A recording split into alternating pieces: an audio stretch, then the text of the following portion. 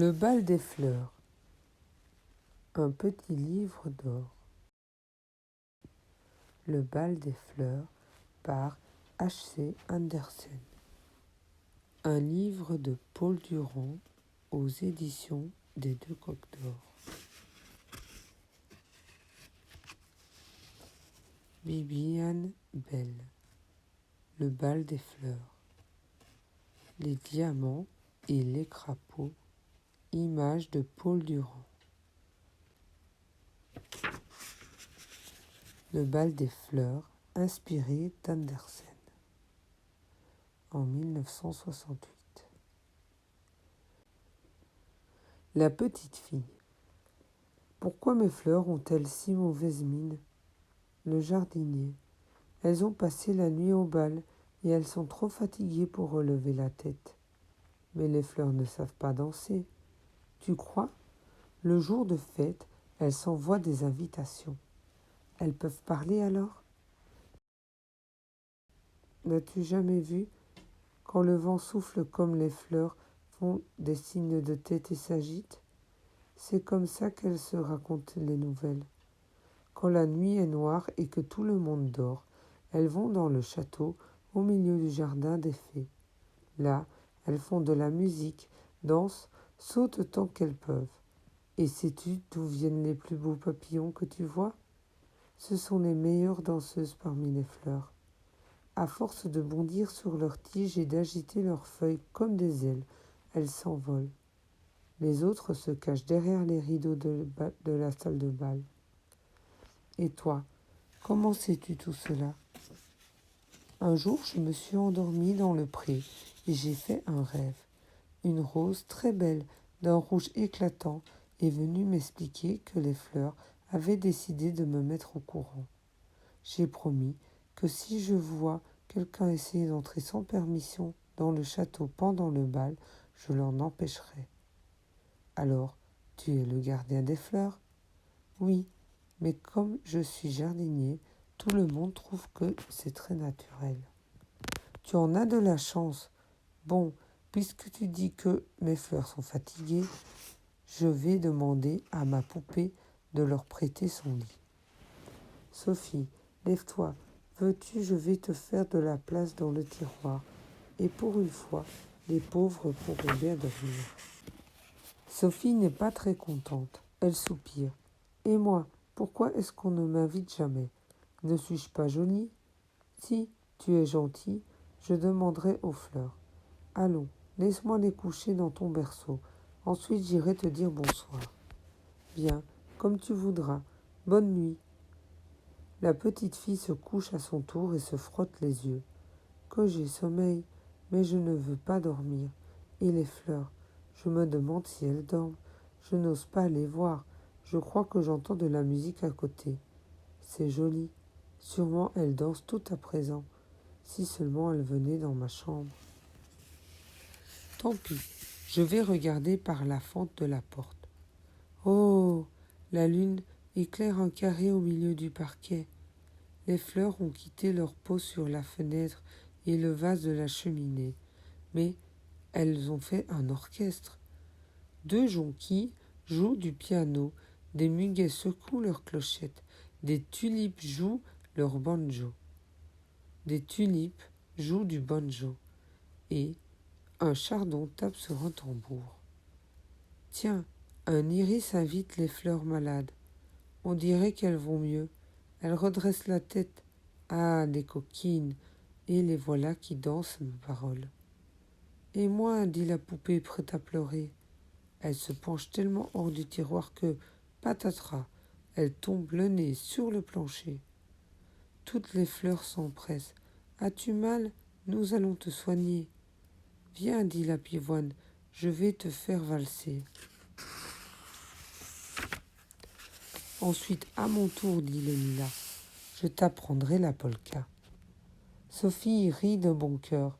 La petite fille n'y tient plus. Doucement, elle ouvre la porte. Aussitôt, crac, tout a repris sa place. Sophie dans le tiroir, pivoine, lilas et tulipe dans leur vase, le chardon dehors et le bouquet fatigué dans le berceau de Sophie.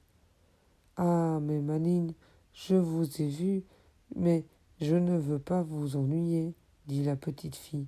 Je voulais seulement savoir si vous n'aviez besoin de rien. Recommencez toutes les nuits si vous voulez. Alors s'élève une douce voix légère. Merci, ma jolie, nous sommes très heureux chez toi. Mais demain, nous serons si fatigués que nous aurons l'air mortes. Porte-nous dans la terre sous l'arbre où chante la mésange bleue. Au printemps prochain, nous repousserons plus belle et nous reviendrons danser pour toi. La maman entra dans la chambre de sa petite fille. 8 heures, ma chérie, dit-elle, il faut te lever. Mais tu riais en dormant, tu as fait un beau rêve. Pas un rêve, regarde, elles m'ont demandé de les planter, elles reviendront l'an prochain. Il y en a beaucoup, et je te raconterai l'histoire du jardinier qui garde les fleurs.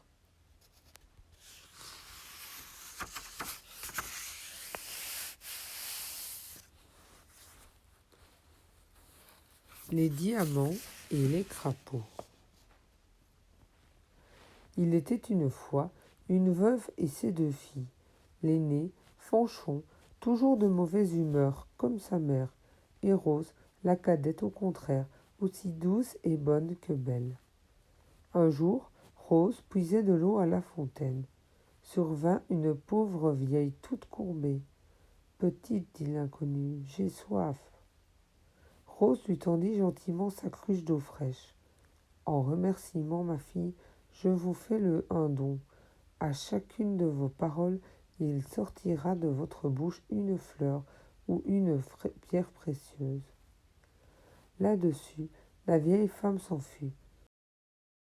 Alors tu arrives paresseuse, dépêche-toi un peu, lui cria sa mère dès qu'elle aperçut. Pardon si je suis en retard, répondit Rose, qui s'arrêta net en voyant tomber devant elle 2 roses, 2 perles et 2 gros diamants. Par exemple, qu'est-ce que cela? Je ne sais pas, mère. Ne vous fâchez pas, je vous raconterai ce qui m'est arrivé. Les pierreries pleuvaient, et la mère retint un moment ses réprimandes. Lorsque Rose eut fini, vraiment, quelle histoire! Faut-il te croire? Nous allons bien voir. Fanchon, regarde un peu ta sœur et ce qu'elle rapporte. N'en aimerais-tu pas autant? Tu n'as qu'à aller chercher de l'eau à la fontaine, et lorsqu'une pauvre vieille s'approchera, lui en offrir. Moi, à la fontaine, c'est le travail de Rose. Oui, mais tu vois sa récompense pour si peu. Tu vas y aller, et tout de suite. Fanchon prit en grognant la plus belle carafe de la maison, et partit sans se presser. À peine arrivée à la fontaine, que voit-elle? Une belle dame, habillée de soie et de velours, et qui la prie de lui donner à boire. Mais naturellement, et quoi encore? Vous croyez sans doute que j'ai apporté ce flacon tout exprès pour vous servir? Eh bien, comptez-y, servez-vous donc toute seule, si le cœur vous en dit. Vous n'êtes guère aimable, dit la fée. Bien sûr, c'était une fée, et précisément celle-là même qui avait pris l'apparence d'une vieille pour parler à Rose. Puisque c'est ainsi, ajouta-t-elle, à chaque mot que vous direz, il vous sortira de la bouche un serpent ou un crapaud. Sur ce, elle disparut. Fanchon resta muette de terreur et de stupéfaction. En rageant, elle reprit le chemin du logis. Alors ma fille, cria sa mère du plus loin qu'elle l'aperçut. Alors quoi, ma mère, gronda-t-elle de mauvaise grâce, tandis que 2 vipères et 2 crapauds sautaient au-devant d'elle. Que vois-je? N'es-tu pas allée à la fontaine? N'as-tu pas retrouvé la fée? Si, maman. Elle resta la bouche ouverte. Des crapauds s'échappaient à la queue leu-leu. Ah, ma pauvre fille, c'est la faute de Rose. Elle nous le payera. Hors d'ici, sorcière. Et la méchante femme se précipita sur la malheureuse fille. La pauvrette s'enfuit dans la forêt. Elle courut longtemps, sans prendre garde aux branches qui la fouettaient et aux ronces qui accrochaient sa robe.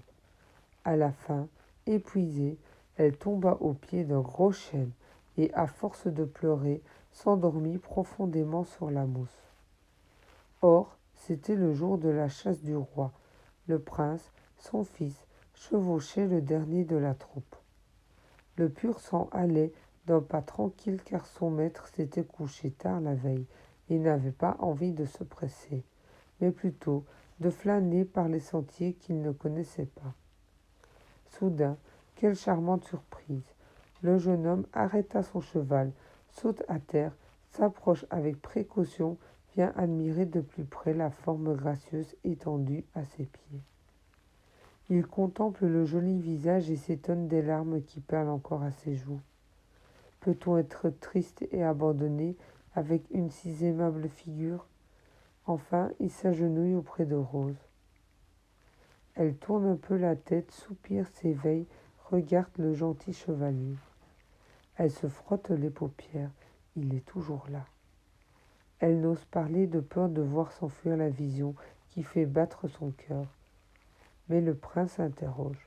Que fais-tu là, la belle, toute seule et si triste? N'as-tu pas de maison pour dormir? Hélas, monseigneur, ma mère m'a chassée pour toujours de chez elle. Et Rose se remet à pleurer tandis que Diamant et Rubis roulent aux pieds du jeune homme. Le doute et la crainte se peignent sur son visage. Il n'ose pas ramasser ses pierreries. Es-tu sorcière? Ou alors, quel est ton nom? Il faut tout me dire. Pour la seconde fois, Rose raconte sa merveilleuse aventure. Le prince, alors ému de cette histoire, n'écoute que son cœur et la prend par la main. Viens, bel enfant, lève-toi, je te recevrai au palais de mon père. Tu verras, il sera très heureux de te connaître. La fin du conte, ne la devinez-vous pas? Bien sûr, tous deux étaient déjà amoureux l'un de l'autre. Au bout de l'année, leurs noces furent célébrées avec toutes sortes de fêtes. À la porte d'une église, mendiait une femme en haillons, entourée de crapauds et de serpents. Lorsque le cortège sortit, elle s'enfuit dans la forêt pour ne plus jamais revenir.